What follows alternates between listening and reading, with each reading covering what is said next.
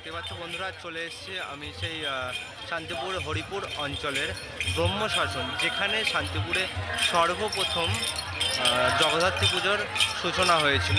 আমি সেখানেই এখন উপস্থিত হয়েছি। তো চলো আস্তে আস্তে ভেতরে ঢোকা যাক, মায়ের দর্শন নেওয়া যাক।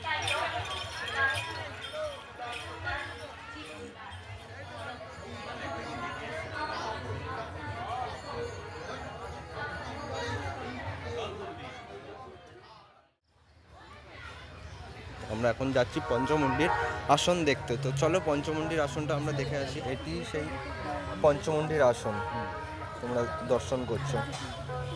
পঞ্চমুণ্ডির আসন তোমরা দর্শন করছো।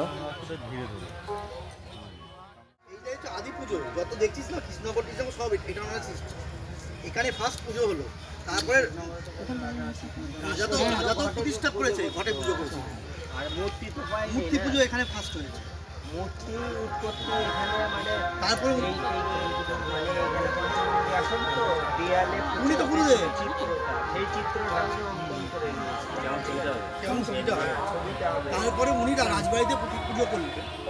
হ্যাঁ, এখানকার মাটি নিয়ে গিয়ে রাজা কৃষ্ণচন্দ্র মানে দেবীকে নির্মাণ করে দিলেন।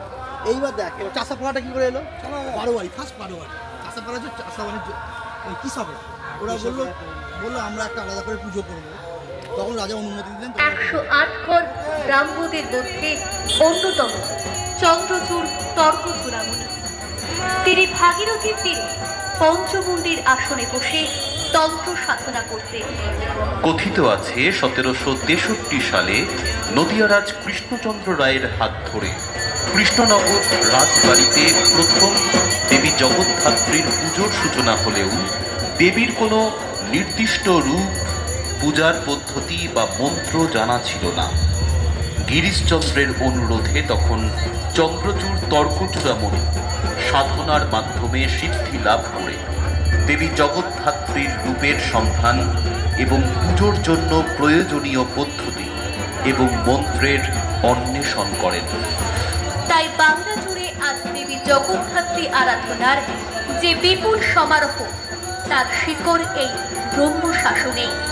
শান্তিপুর তথা বাংলার বহমান ইতিহাসের উজ্জ্বল শরীর ব্রহ্মশাসন জগদ্ধাত্রী মাতা পূজা পরিষদ আয়োজিত শ্রী শ্রী জগদ্ধাত্রী মাতা পূজা অঙ্গনে সকল স্থানীয় ও